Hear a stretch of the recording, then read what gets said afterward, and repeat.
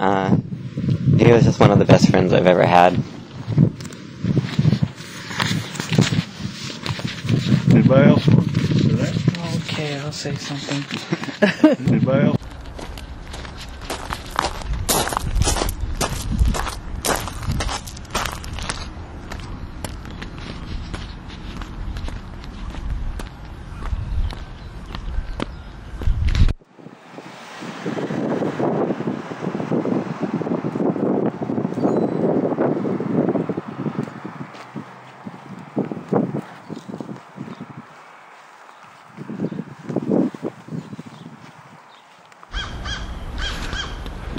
We're here at the spot where Sean ended his 5,700-mile bike trip from the Pacific to the Atlantic. This, by the way, is the actual bicycle that Sean rode, what, 5,700 miles from the Pacific here. And here's what he had to write about it a few years ago. We celebrated by dousing our front tires. I gotta spit out my Nicorette. Where we celebrated by dousing our front tires in the Atlantic at Gloucester Harbor. That last mile was definitely the goal we had all worked for and dreamed about as we trained separately in the months leading up to the trip. But in the end, and even now, looking back on it years later, it turned out not to be the most important mile at all. It was everything that came before that mattered most. That's where I learned the lessons that stick with me today. I learned that the toughest people in life aren't always the ones that look tough or pretend to be tough. That the worst headwinds are much harder to ride through than the highest mountains are to ride over. The thing about wind is that it doesn't show up on a map like mountain ranges do. It just hits you when it decides to hit you. In the same way, life's toughest challenges and obstacles are probably going to be the ones you never gave much thought to in advance.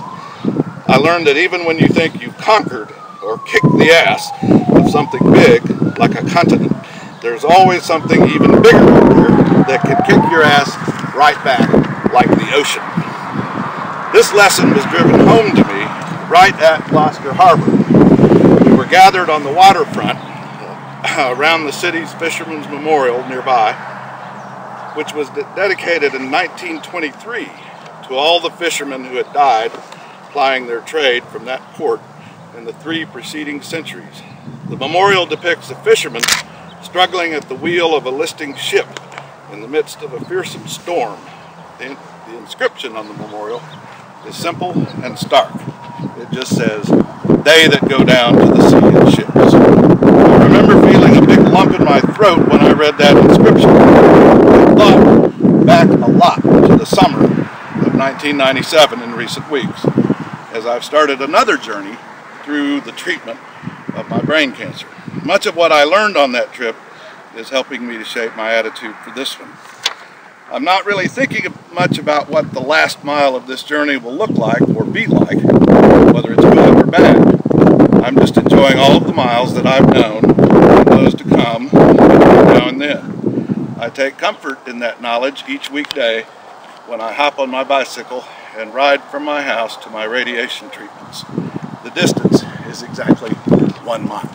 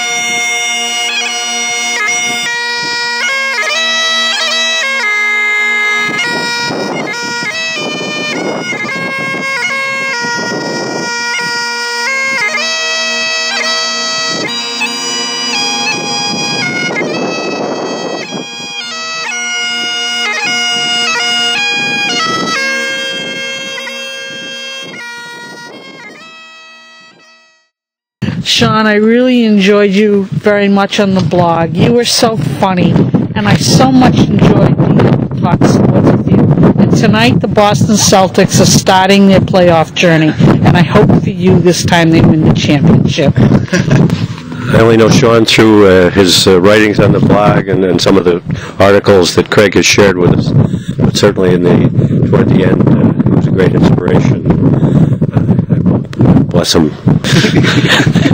I enjoyed all your posts and miss you. And I'm here. We're all here. Renee and Ed, we're all here to represent all the other trail mixers that love you and miss you. Sean had a lot of interests in his life. He was a real Renaissance man, and the bicycle ride that we've been talking about today was something that he did, I think, that really rejuvenated his life. Earlier in 1997, he was getting a little bit frustrated with things, and I think he needed a break for a while, and he took one hell of a break. Not too many people would ever even contemplate what he did. To actually do it was, I think, an amazing achievement. And I just think that this is such a special time to be at this place where he finished his ride with everyone who knew him and loved him through his riding and just through personal association. I think that it's a fitting tribute, and I know he's looking down on us and approving of all of this today. At one point he was trying to describe a futuristic Craig, because Craig was so into technology, and he was imagining what Craig would be like in the future, and he was saying, "I gotta call Saturn!" And that was just so Sean, because his sense of humor was so unique. But he was just such a generous person, and I remember eating a lot at his apartment in D.C. He would just open the window on the second floor, and he had a grill right outside the window, and even in the winter he would cook for us right on the balcony there. But he was just one of the best friends I've ever had.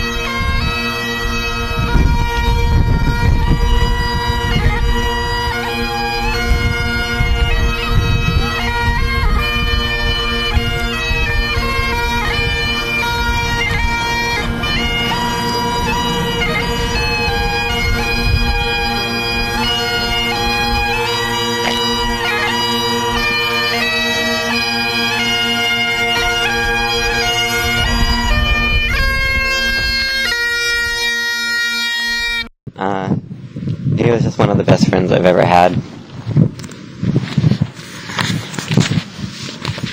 Anybody else?